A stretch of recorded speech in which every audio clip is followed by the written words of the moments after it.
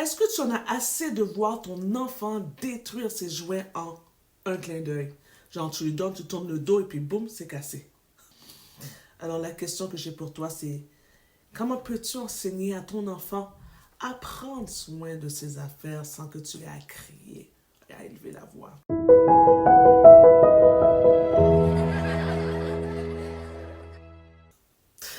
La destruction des jouets peut être frustrante et soulève des questions sur le respect et la responsabilité chez nos enfants. Alors, dans cette vidéo, je vais te partager des stratégies simples et efficaces pour t'aider à enseigner à ton enfant à respecter ses jouets. Tu vas découvrir des conseils qui seront pratiques, qui vont transformer le chaos en harmonie. Alors, après avoir visionné cette vidéo, tu seras en mesure d'instaurer une culture de respect et de soin dans ton foyer. Bonjour, chers parents. Mon nom est Kim d'Educamo et ma mission est d'accompagner les parents de jeunes enfants à surmonter les défis du quotidien à la maison, surtout pour créer un environnement serein et harmonieux. Alors aujourd'hui, je vais te partager l'histoire d'une maman. Lors d'un appel stratégique, une maman m'a confié sa frustration. Chaque jour, elle voyait ses enfants détruire leurs jouets et cela lui brisait le cœur. Elle se sentait impuissante et épuisée par les cris et les disputes qui éclataient à chaque fois qu'elle essayait de leur expliquer l'importance de prendre soin de leurs affaires.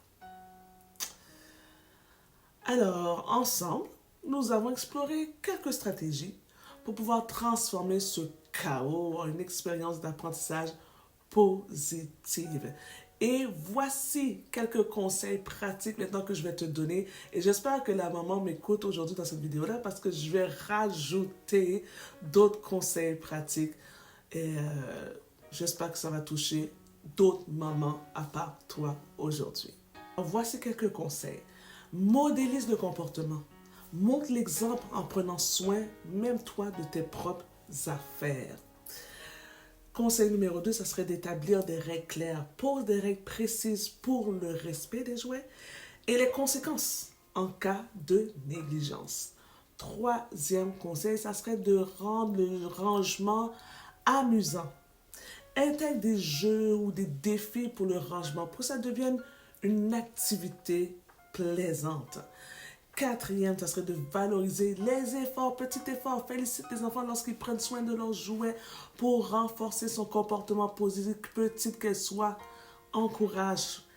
Et la cinquième, ça serait d'impliquer ton enfant dans l'organisation. Laisse-les participer à la création d'un espace de rangement qui leur appartient, comme choisir des boîtes qu'ils veulent, des boîtes qui sont colorées. À leur goût, c'est ce que je cherchais, à leur goût, pour pouvoir participer à l'organisation du rangement. Sixième, on est rendu à sixième. Crée un rituel de rangement. Installe une routine de rangement à un moment précis de la journée pour en faire une habitude. Ça me rappelle tout de suite une famille qui faisait ça tous les jours, eux autres, entre 6h30 et 7h moins, là, 20 minutes, ils arrêtent tout le monde, on arrête tout. Et tout le monde va chercher quelque chose à ranger.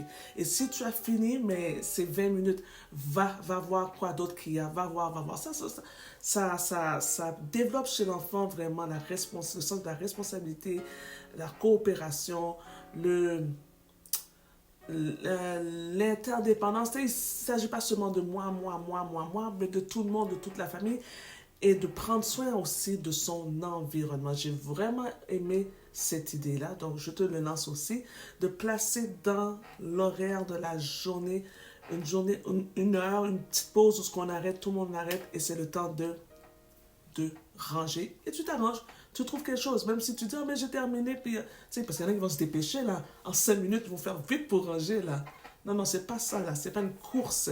On prend son temps et on participe tout le monde à ranger la maison de toute façon. Et on a 20 minutes pour le faire. Donc, essaye ce petit truc-là, puis donne-moi des nouvelles.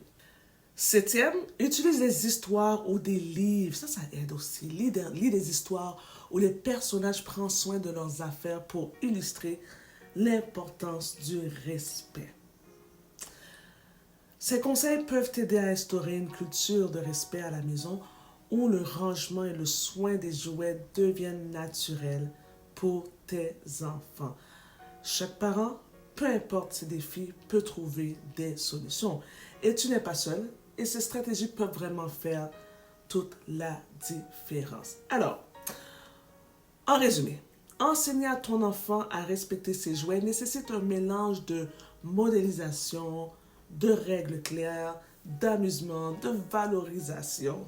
Ces stratégies t'aideront à instaurer un climat de respect et de responsabilité dans ton foyer.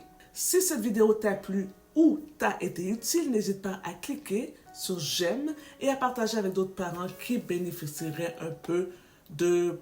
beaucoup de la vidéo. Mais j'ai une question pour toi. Quelle stratégie vas-tu essayer en premier? Dans les stratégies que je t'ai données là. Est-ce que ton enfant brise des jouets? Est-ce que c'est régulièrement? Ça arrive souvent? Alors écris-moi dans un commentaire et pour aller un peu plus loin dans le thème de l'organisation, pour t'aider aussi par rapport à ça, je t'invite à aller voir ma masterclass sur de l'organisation à l'autonomie. C'est tout à fait gratuit et je laisse le lien en dessous de la vidéo. Sur ce, je te dis, sois le capitaine de ton petit pirate.